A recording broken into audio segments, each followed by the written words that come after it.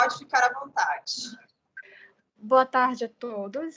Meu nome é Sara, eu sou residente do 2º ano aqui do programa de Hematologia e Hemoterapia do Walter Cantídio. Hoje a gente vai discutir sobre 2 artigos, na verdade. São 2 artigos curtos, mas que se complementam, que abordam a questão da transfusão de troca na anemia falciforme.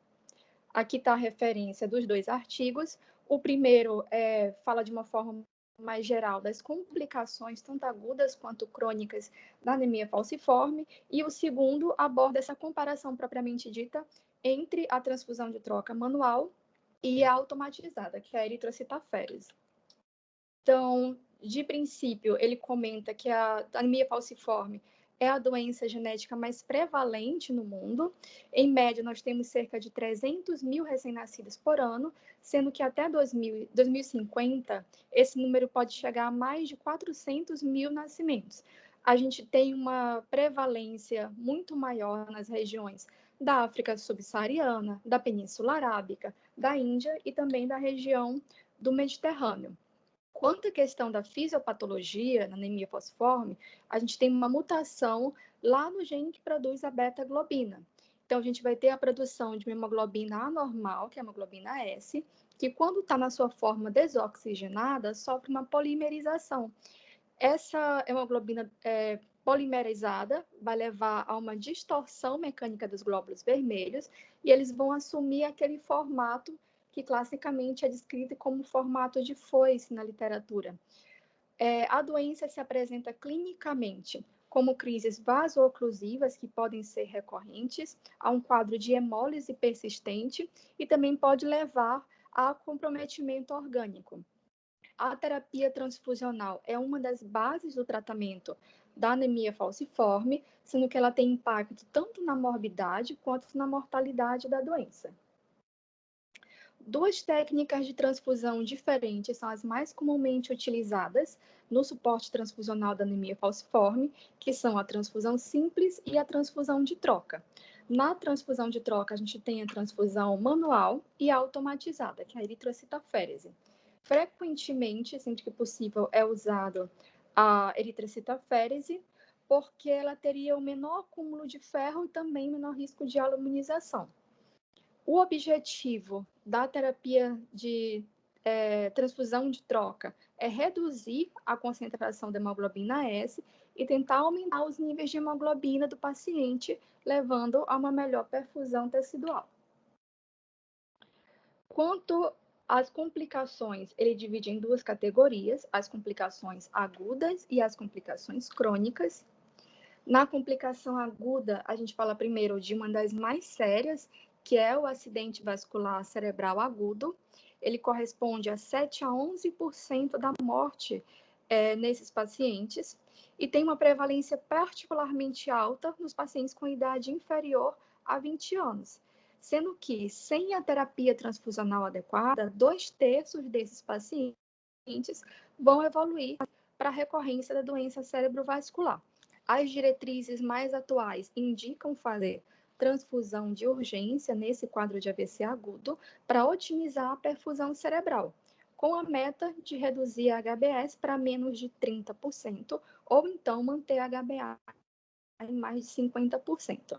A gente também tenta manter uma concentração de Hb maior do que 8, para evitar a hiperviscosidade.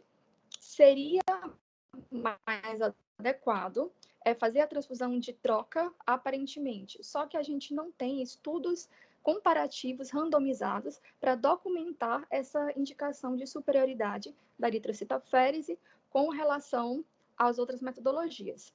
Lembrando sempre de descartar antes o acidente vascular encefálico hemorrágico. Geralmente, o método de escolha é a tomografia cerebral, mas a gente não pode atrasar o tratamento e aguardando essa tomografia. Na dúvida, se eu não tenho imagem disponível, a gente opta por fazer a transfusão de troca manual, já que a gente utiliza o citrato lá na eritrocitaférese, pode representar um risco maior. Uma vantagem da transfusão de troca nessa abordagem do AVC agudo seria atingir as metas de hemoglobina de uma forma mais ágil e, ao mesmo tempo, manter o volume sanguíneo estável nesse paciente. Para esse objetivo de manter uma volemia adequada, a gente pode fazer uma infusão de solução salina, ao mesmo tempo que a gente faz a retirada do sangue.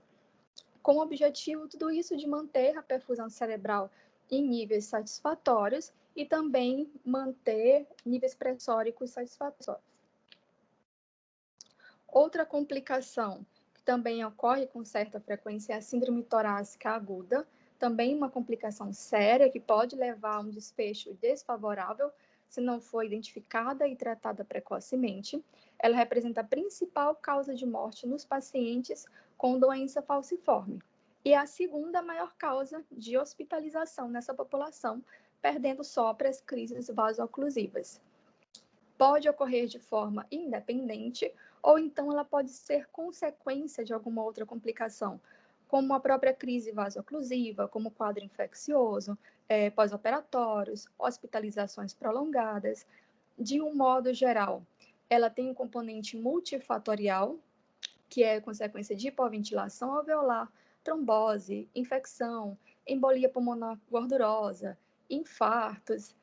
Ela é caracterizada por uma imagem com infiltrado radiológico que está associada a um ou mais sintomas respiratórios, como tosse com expectoração, febre, taquipneia, dor torácica e alguma anormalidade na ausculta pulmonar. No manejo, nós temos que primeiro fazer a avaliação da gravidade desse paciente, fazer a instituição de um tratamento precoce e fazer um acompanhamento rigoroso. É essencial manter o volume sanguíneo ideal desse paciente, uma oxigenação adequada, fazer uma boa analgesia, fisioterapia respiratória, uso de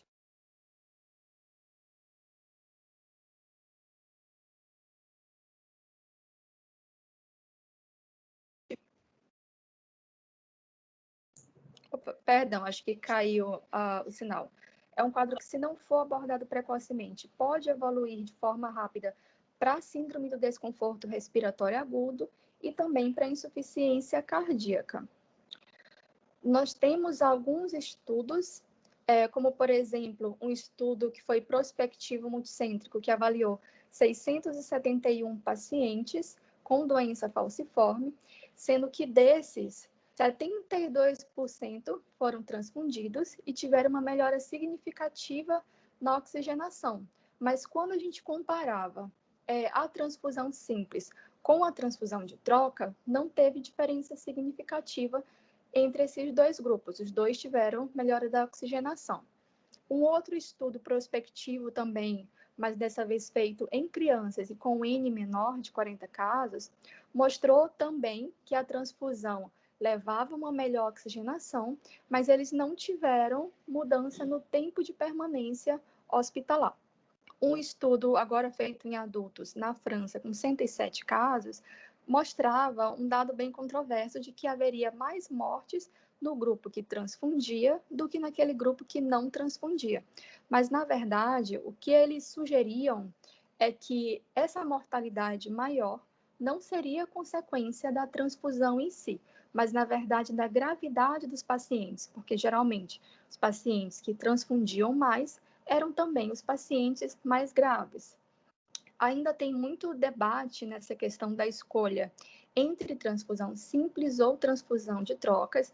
Ainda tem alguns estudos em andamento, ele cita, por exemplo, o estudo Turner, mas, enquanto isso, a hidroxureia ainda tem o lugar dela cativo no tratamento de profilaxia da síndrome torácica aguda. E quando eu vou indicar suporte transfusional nesse meu paciente falciforme com síndrome torácica aguda?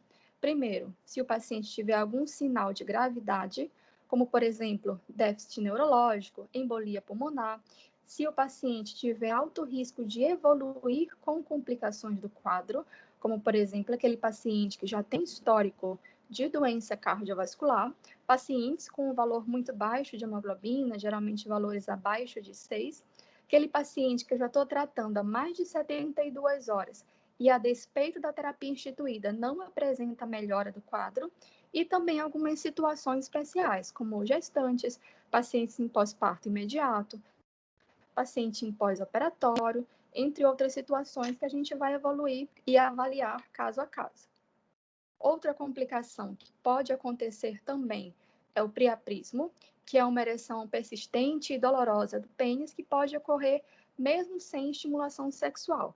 É uma complicação relativamente frequente, a incidência varia entre 26% e 42% dos casos. Na fisiopatologia, a gente vai ter um fenômeno também vaso-oclusivo, mas que ocorre lá nos corpos cavernosos, que tem como consequência o bloqueio da drenagem venosa, levando a uma estase e a isquemia da região.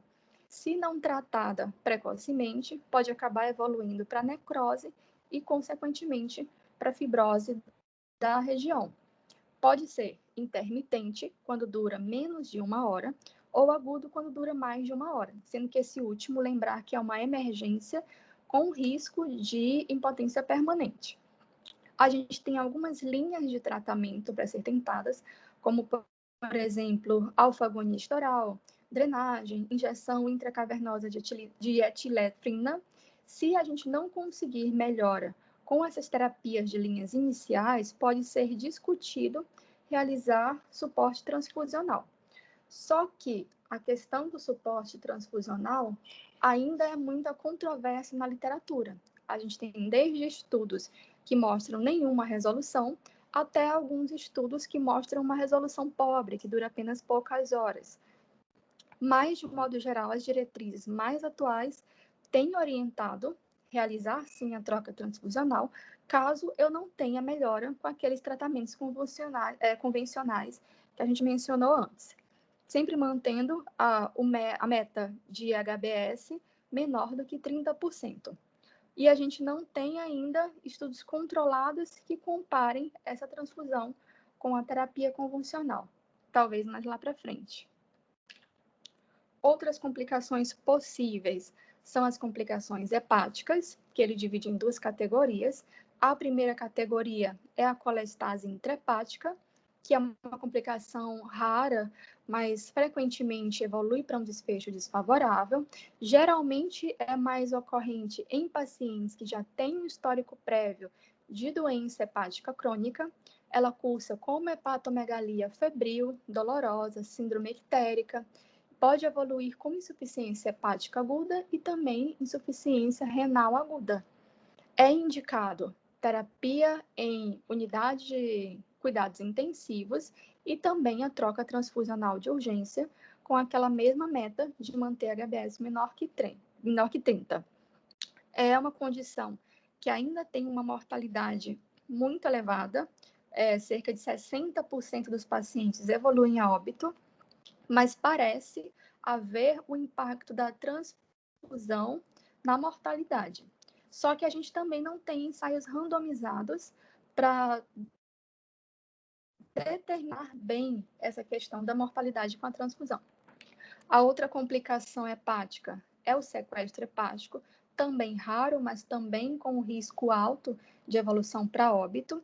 Ele é o equivalente, digamos assim, hepático do sequestro esplênico. O paciente cursa com aumento súbito do fígado de forma dolorosa e uma queda significativa na hemoglobina e também na contagem de plaquetas, outra situação que também requer abordagem precoce com transfusão de urgência. E, por fim, a necrose de medula óssea, que é quando eu tenho um quadro de necrose com mais de 50% da medula, o paciente vai apresentar febre, lombalgia, anormalidades hematológicas, que pode ser anemia, trombocitopenia, eritroblastose. A fisiopatologia ainda é um tanto controversa, mas parece haver uma associação com uma isquemia secundária microtrombos intramedulares. É sempre importante investigar a infecção por parvovírus B19, já que costuma ter uma associação frequente entre essas duas entidades. O diagnóstico geralmente é feito, por mielograma, e a terapia transfusional também tem que ser precoce. Esse é outro quadro que também cursa com uma mortalidade muito alta, geralmente por consequências da pancitopenia, como sangramentos, infecções, ou então por embolia gordurosa. Aí o artigo passa para um segundo tempo, que seria as complicações crônicas. Então, enquanto a gente já viu a abordagem aguda do acidente vascular encefálico, ele fala sobre o suporte transfusional como uma prevenção para novos eventos, já que a gente viu que 2/3 daqueles pacientes, se eu não fizer um suporte adequado, podem evoluir para uma segunda reincidência de doença cerebrovascular. E ele menciona que o suporte transfusional ainda é o método de escolha para prevenção primária ou secundária, sempre com aquela mesma meta de manter abaixo de 30 a hemoglobina S. Ele menciona métodos de rastreio que a gente pode fazer em crianças. Eu posso lançar mão do Doppler transcraniano, que vai me mostrar uma velocidade média do fluxo ou de carótida interna ou de cerebral média superior a 200 centímetros por segundo. Em adultos, eu posso usar a angiorressonância. Ele menciona alguns estudos, como, por exemplo, o STOP-1 e o STOP-2. Lá no STOP-1, eles acharam que crianças que transfundem, acabam atingindo uma meta melhor de hemoglobina S e também tem uma incidência menor de novos quadros de AVC. Mas no STOP-2, sugeriu-se que essa transfusão devia ser mantida a longo prazo, porque no momento em que eu paro de dar o suporte transfusional, eu volto a aumentar a minha velocidade média de fluxo e eu volto a ter o risco habitual de doença cerebrovascular. Outra intercorrência crônica que não é incomum são as dores recorrentes, principalmente por crises vaso-oclusivas, principalmente naqueles pacientes que não aderem ou então têm alguma contraindicação ao tratamento com hidroxiureia. Nesses pacientes que fazem dores recorrentes, a gente tem que ser muito cauteloso na indicação de suporte transfusional, tentando limitar ao máximo possível e deixar em períodos transitórios, sempre considerando que transfusão não é isenta de risco. E também, assim, não tem como questionar que é uma estratégia terapêutica eficaz, mas é aquilo de pesar risco-benefício. Alguns estudos já mostram que o suporte transfusional pode reduzir drasticamente as crises vaso-oclusivas, complicações crônicas, frequência de internações hospitalares e também mortalidade nesses pacientes. Tudo isso a gente considera na hora de definir a melhor terapêutica. E ele fala também do paciente falciforme num contexto de transplante de órgãos sólidos, puxando principalmente para o transplante renal. A doença falciforme, por si só, não é uma contraindicação ao transplante, mas é aquele paciente que a gente vai ter que avaliar mais de perto na hora de planejar esse transplante, principalmente com uma abordagem multidisciplinar e sempre com avaliação de risco-benefício. Considerar sempre o mais precocemente possível, às vezes antes mesmo do paciente entrar na fase dialítica, manter aquela mesma meta de HbS menor que 30, do pré-transplante até 6 meses após o transplante. Por que ele fala isso da diálise? Porque alguns estudos já mostram que a gente tem uma mortalidade maior na falciforme dialítica quando a gente compara com aqueles pacientes não dialíticos. Outra complicação crônica possível é a hipertensão pulmonar. A gente vai ter uma prevalência estimada na falciforme de 2,8 até 3,75 de hipertensão pulmonar pré-capilar, que é avaliada lá no cateterismo cardíaco direito, com presença de uma pressão arterial pulmonar maior do que 25 milímetros de mercúrio. A gente pode lançar mão do ecocardiograma transtorácico anual para tentar rastrear essas complicações, e o parâmetro utilizado é a velocidade de regurgitação tricúspide. Alguns estudos já mostram que altas taxas nessa velocidade de regurgitação estão avaliadas a uma maior mortalidade. A estratégia de tratamento para os pacientes que já têm documentação de hipertensão pulmonar é, naturalmente, o tratamento direcionado para a hipertensão. Também pode ser lançado mão de hidroxiureia e ele menciona a transfusão, mas a gente ainda não tem dados randomizados para documentar a indicação formal de transfusão crônica para esses pacientes. Então, é aquilo de pesar, mais uma vez, risco-benefício. E no segundo artigo, ele parte para a comparação propriamente dita da transfusão de troca manual para eritrocitaférese. A transfusão crônica ainda é um dos poucos meios mais eficazes para tratar. A transfusão crônica ainda é um dos poucos meios eficazes para tratar e até mesmo para prevenir as complicações multissistêmicas da anemia falciforme. Alguns centros acabam utilizando mais a transfusão simples porque ela requer menos recursos instrumentais, recursos humanos também, mas a transfusão de troca, segundo os artigos, seria preferida porque ela consegue reduzir mais rapidamente os níveis de hemoglobina S, sem aumentar tanto o hematócrito final, e ela estaria relacionada a um risco menor de reincidência de AVC, mas isso também ainda é questionado na literatura. A gente ainda não tem muitos estudos observacionais controlados comparando essas duas metodologias. Então, a proposta desse artigo é avaliar comparativamente os pacientes que estão fazendo transfusão de troca manual daqueles que estão fazendo a eritrocitaférese, em questão de como eles atingem as metas hematológicas, quais as taxas de complicação, uso do hemocomponente e também o resultado clínico ao longo da avaliação desse paciente no período de 1 ano. Se tratou de um estudo de corte observacional retrospectivo, que foi avaliado entre 1º de maio de 2011 e 30 de abril de 2012, foi feito em Londres, em 2 centros de referência de tratamento de anemia falciforme. Foram incluídos pacientes com diagnóstico documentado de anemia falciforme, que já tenham realizado mais de uma transfusão de eritrocitaférese e pacientes acima de 16 anos. Foram incluídos no estudo um total de 51 pacientes elegíveis que realizaram, no total, 401 sessões de hemotransfusão de troca. Isso acabava equivalendo a 38,8 pacientes por ano de observação. O que foi obtido de primeira resposta? Que quando a gente comparava o paciente que fez eritrocitaférese com o paciente que estava fazendo troca manual, o paciente da eritrocitaférese conseguia manter aquela meta pré-troca de hemoglobina S menor que 30 de uma forma mais consistente. Mas quando a gente observa o valor do hematócrito pós-troca, a gente não teve diferença significativamente estatística entre os dois grupos.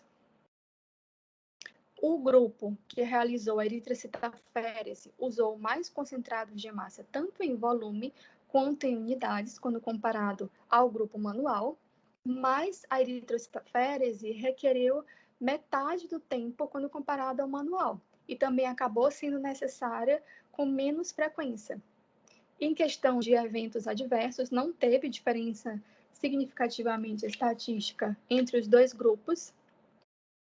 Aqui ele coloca o quadro em box plot, e ele acaba concluindo que a eritrocitaférese permite uma otimização melhor dos resultados e ela consegue também encurtar o intervalo, fora que ela consegue manter uma meta de forma mais persistente. Então, aquele paciente com o hematócrito basal mais baixo, aquele paciente que a gente está fazendo a transfusão, mas não consegue ficar dentro da meta, acabaria se beneficiando mais da eritrocitaférese.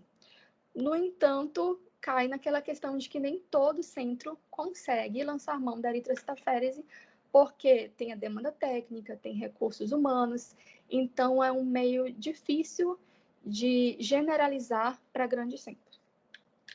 E muito obrigada.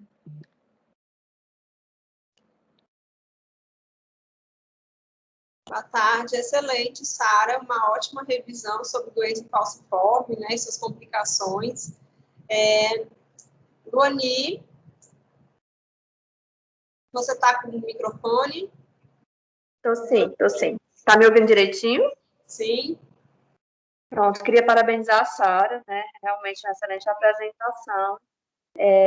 A nossa ideia de trazer esse artigo aqui para a gente discutir porque aqui no EMOS a gente tem um ambulatório especializado, né, de doença falciforme, dos pacientes acima de 18 anos, né, as pessoas com menos de 18 anos, elas são acompanhadas no SEIB. Não é tão infrequente a gente pegar alguns pacientes do SEIB que vêm já em programas de transfusão crônica com profilaxia secundária. Isso vem reduzido muito, né? Para vocês terem ideia, hoje no ambulatório a gente tem, no Hemocentro Coordenador, nós temos 260 pacientes cadastrados e só 2%, né, 6 pacientes estão em programas de transfusão crônica por conta de profilaxia secundária de AVC, né? Então, assim, depois que aqui no estado do Ceará começou a fazer lá no SEIB, né, com a Luísa, começaram a fazer o Doppler, a taxa de AVC, ela reduziu, né, de forma significativa, e a gente já está pegando isso nos pacientes com mais de 18 anos. E aí, essas pessoas que ainda estão fazendo a transfusão de troca, a gente começou, aí a Denise pode me corrigir, acho que no final de 2018, 2019, a gente começou a acompanhar mais de perto esses pacientes, né, que fazem uma transfusão de troca, fazendo um melhor monitoramento dos níveis de hemoglobina S, né, pré e pós-transfusão, para a gente poder avaliar como é que esses pacientes estavam evoluindo. E os meninos que estão aqui, Fabiana, Paulo Henrique e o David, depois quiserem falar também, o que a gente vê, na verdade, é uma dificuldade com a metodologia que a gente está fazendo hoje de atingir esses níveis, esses alvos de hemoglobina S que a Sara mostrou, né? E aí, por isso, a gente começou uma discussão com o pessoal da Aférese com relação a implementar a Aférese aqui, que a gente já tem equipamento, o equipamento é o mesmo, utilizado na feresterapia. Houve do equipamento que a gente usa, né? Houve uma melhoria no software deles, que a gente consegue fazer agora com função única, que essa é uma das dificuldades, né, de acesso desse paciente. E aí a gente trouxe mesmo esses artigos para a gente poder avaliar e procurar estudar a implantação da eritrocitaférese no serviço, e depois poder fazer essa avaliação clínica mesmo, né? Como é que esses pacientes evoluíram quando era manual e quando era eritrocitaférese, e ter o nosso próprio dado. Se a Fabiana, que eu vi que a Fabi está aqui, quiser comentar a respeito dos pacientes dela, que ela acompanha, que fazem troca. Fabi? Oi, estou aqui. Pronto. Inclusive, eu já atendi até mais um paciente, eu estava até tentando organizar essa agenda, porque assim, eu acho que eu tenho uns 4 pacientes que fazem transfusão de troca por conta de AVC na infância, certo? E realmente é difícil. Acho que nenhum deles chega a ficar com menos de 30% de hemoglobina S. Tem um deles que faz a troca a cada 15 dias, mas a maioria a cada 4 semanas, né? Por conta da pandemia também eu acabei diminuindo a frequência, porque eles ficaram muito assustados com medo de exposição ao coronavírus. Mas eu acho que seria interessante mesmo a gente tentar fazer eritrocitaférese. Eu entendo que acho que usa mais bolsas de sangue e tudo, né? Porque às vezes a impressão que eu tenho é que a gente está só enxugando o gelo, né? Com nossos pacientes, não está conseguindo prestar a assistência mais adequada nesse parâmetro. Eu queria só fazer um comentário em relação a essa utilização de concentrado de hemácias.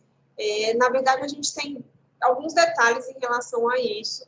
E um dos detalhes é qual a metodologia no momento de fazer eritrocitaférese automática.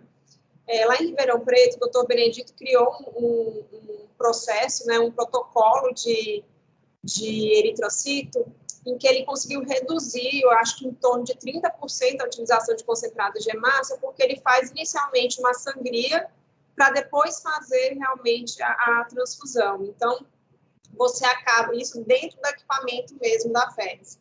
Então, com isso, você acaba tendo uma redução da necessidade de concentrado de hemácia, você não precisa trocar aquela quantidade que já era muito alta de hemoglobina S por essa hemoglobina A. Então, você sangra, baixa a quantidade absoluta de hemoglobina S para depois você fazer o procedimento e subir o hematócrito até o hematócrito em torno de 30%, que vai ser o suficiente para inibir a eritropoese.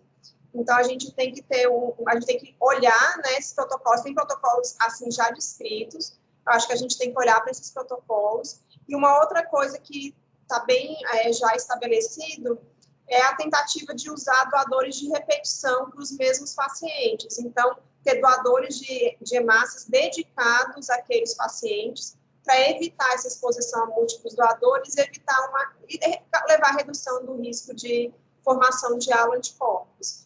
Realmente, a troca no falciforme é complexa, né? Essa troca manual, eu entendo plenamente, Fabi, a impressão que a gente tem é que a gente não consegue chegar ao resultado que a gente quer, que é a redução da hemoglobina S. Às vezes é um paciente que tem que vir para a gente a cada 15 dias e mesmo assim eu não consigo baixar a hemoglobina S no nível adequado. E é um paciente que eu também vou estar com muito medo de estar expondo nessas múltiplas transfusões, com esse olhar que talvez a troca manual não seja tão efetiva quanto a troca dentro do equipamento da férise em relação à sobrecarga de ferro, né? Talvez eu consiga fazer a eritrocitaférese automatizada com esse esquema que o Dr. Benet descreve, ela seja melhor nessa questão de sobrecarga de ferro do que a troca manual. Então, acho que a gente podia ver isso realmente dos nossos pacientes. A gente tem toda a possibilidade de estar tendo esse cuidado aqui com eles, né? Agora, principalmente com essa possibilidade da punção única, fica bem mais factível. E, teoricamente, a gente já consegue fazer aqui e já conseguiria fazer também no Cariri, né? Lembrando que essa avaliação da hemoglobina S é fundamental, então eu não posso estar num paciente com esquema transfusional crônico sem observar como é que está indo. Então, e na troca, talvez valha a pena 2 coletas numa visita. A avaliação pré-procedimento, pré-eritrocito, e uma avaliação logo em seguida para ver a eficácia dessa eritrocitaférese. Então, é um paciente que vai ter essas 2 amostras coletadas para a gente saber exatamente o que a gente vai mexer. Lembrando que pacientes que têm baços maiores, não é o grosso, né? É o paciente mais raro, esse, que a maioria evolui com autoesplenectomia, é um paciente que acaba tendo maior dificuldade de manter uma hemoglobina S baixa, vai precisar de mais transfusão. Então, é uma coisa para a gente sempre estar de olho, né? Para ficar pensando qual é o paciente que vai melhor em relação a isso. E talvez tentar sempre, né? E eu acho que vocês já fazem isso aqui de rotina, deixar a IDREA associado para esse paciente, que independente da transfusão, a IDREA vai ter seu benefício também ali, suprimindo um pouquinho mais a produção de hemoglobina S, aumentando a hemoglobina fetal, com um resultado melhor para ele. Era isso que eu queria comentar.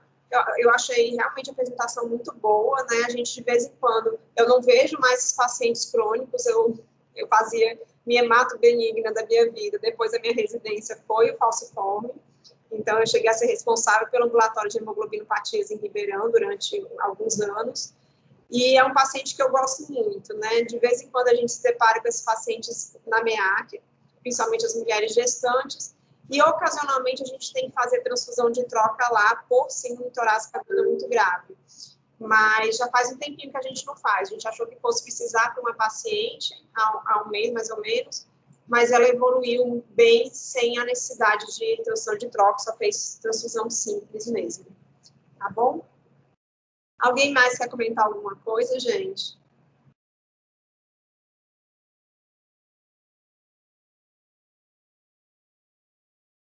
Não? Luani? Karen, você está com o microfone?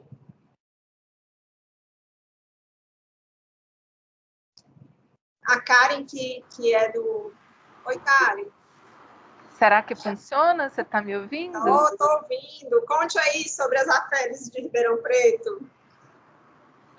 Uai, Denise, a gente saiu de lá na época que o Benê começou a fazer, né?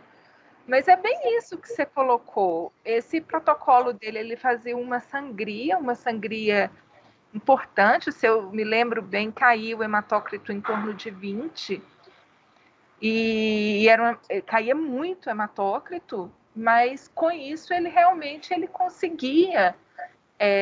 Ele levou no hemo várias vezes, tem vários resuminhos, ele levou uma diminuição da ferritina a médio e longo prazo significativa nos pacientes, e o consumo de hemácia, eu acho que era no máximo 4 unidades de CH, se eu não me engano, 2.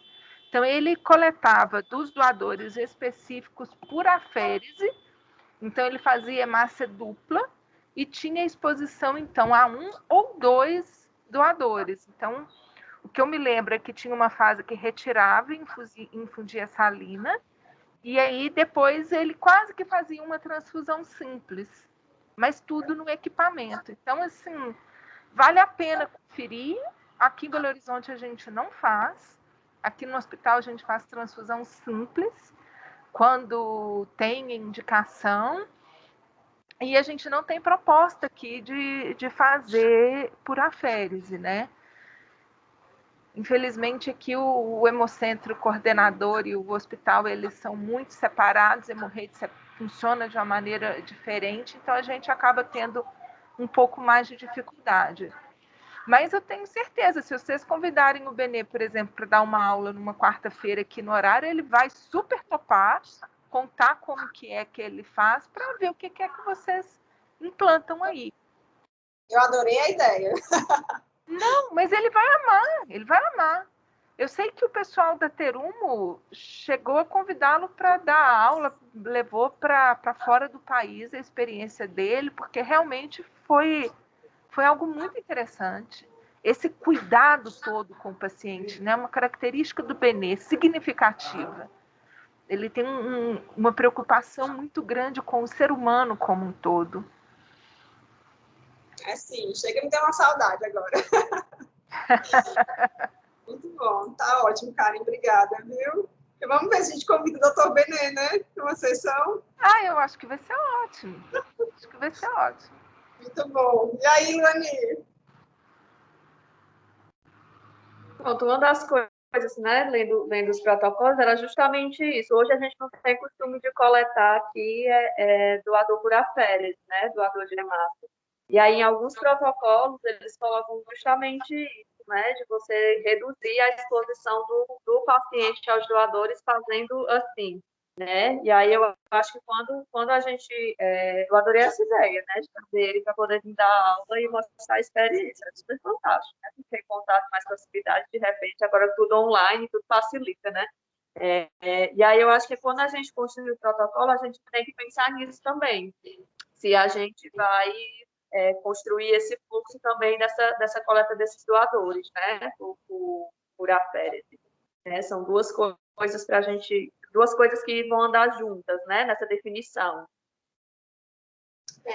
A coleta por aférese, na verdade, de hemácia dupla, ela tem a possibilidade de deixar o doador ter que vir menos vezes, né?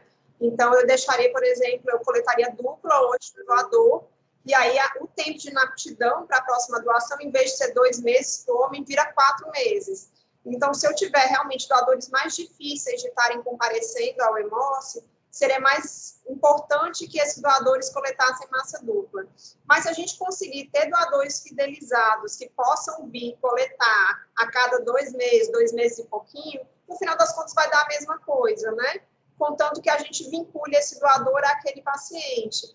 E existem alguns programas no mundo relacionados a isso, né? Então, é o doador, irmão de sangue, tem o programa Blue Tag, que não é bem relacionado à transfusão de troca, mas é vincular um doador a um paciente falciforme, né? Então, alguns programas no mundo tentaram e usam, né, essa abordagem para tentar reduzir o risco de aluminização. Não foi muito bem, assim, o resultado não foi muito bom, não, em relação a isso, né? Mas é possível a gente tentar trabalhar dessa forma, né? Entendendo que, claro, quanto menos doadores aquele paciente for exposto, melhor para ele, né?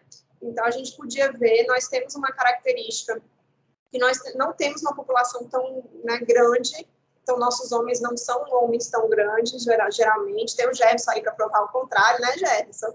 Mas, geralmente, a gente tem uma população pequenininha, magrinha, tiquinho de gente, né, que às vezes é difícil a gente fazer um procedimento um pouco mais com mais volume, porque a volemia não permite mesmo que a gente faça, precisa de uma hemoglobina mais alta, mas a gente pode vir a cada 2 meses e estar coletando esses doadores, sim. A gente pode tentar selecionar um doador que seja mais frequente, né, que esteja aqui sempre, e aí a gente vai trabalhando devagarzinho isso. Eu acho muito bacana, eu gosto muito dessas abordagens novas, né, para a gente aqui, mas que tem um impacto significativo nos pacientes. Eu fico muito feliz, na verdade, Luani, de estar vendo a eritrocitaféreas e finalmente sendo pensado, colocado um pouco mais para frente. Foi um desejo meu de implementar isso na época, mas, na verdade, eu não consegui perceber, quando eu estava na Féris, a necessidade dessa eritrocitaféres. A gente tinha pouca troca, né, na época que eu estava ainda aqui na Féris. A gente tinha muito pouco paciente transfundindo. Nós temos, no geral, um perfil, um aplótipo melhor aqui no Ceará, né? Não são pacientes tão graves, não são pacientes que precisam tanto transfundir como, por exemplo, eu vi em Ribeirão Preto. E aí, isso talvez também impacte de a gente ter um pouquinho mais devagar nessa linha, porque realmente nosso paciente é mais tranquilo. Tá bom? Beleza, mais alguém quer colocar alguma coisa?